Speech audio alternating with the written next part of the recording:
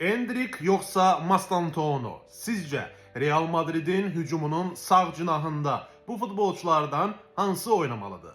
Mövsümün startında baş məşqçi Xabi Alonso Franco Mastantuono'ya kifayət qədər şans verdi və Mastantuono'nu biz tez-tez ilk 11'likdə görürdük. Amma bu futbolçunun ümumi çıxışı, topla rəftar etməsi, hərəkət etməsi, daha sonra ötürmələri, zərbələri, driblingi hələ tam start heyət futbolçusu olmadığından xəbər verir.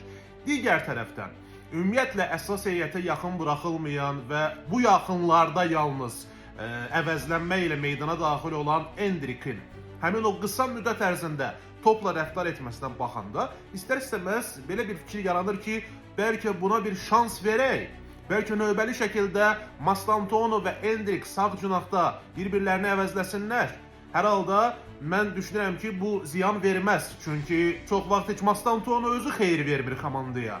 Eyni zamanda Brahim Diaz.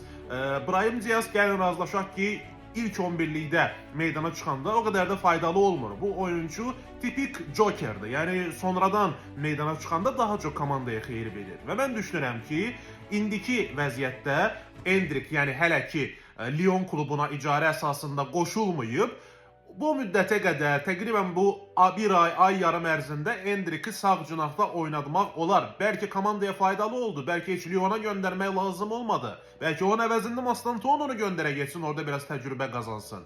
Mən düşünürəm ki, sağ cinahda Mastantuono və Endrick bir-birlərini əvəzləsələr, ən azı maraqlı olardı, rəqabət yaranardı və Endrick də gəlin razılaşaq ki, 19 yaşı var, yəni o qədər də pis futbolçu deyil, istedadlı oyuncudur. Sadəcə oyun praktikası lazımdır, sadəcə meydana çıxmağa imkan vermək lazımdır. Bu barədə sizin fikirləriniz necədir? Real Madrid'in hücumunun sağ cinahında Endrick'i görmək istəyərsinizmi? Ümumiyyətlə bu futbolçunun Lyon'a potensial icarəsinə necə yanaşırsınız? Fikirlərinizi şərh bölməsində yazın, videoya like qoyun, repost, share düyməsini sıxın. Buraya yeni gəlmişsinizsə follow atın. Sonuna qədər Ala Madrid.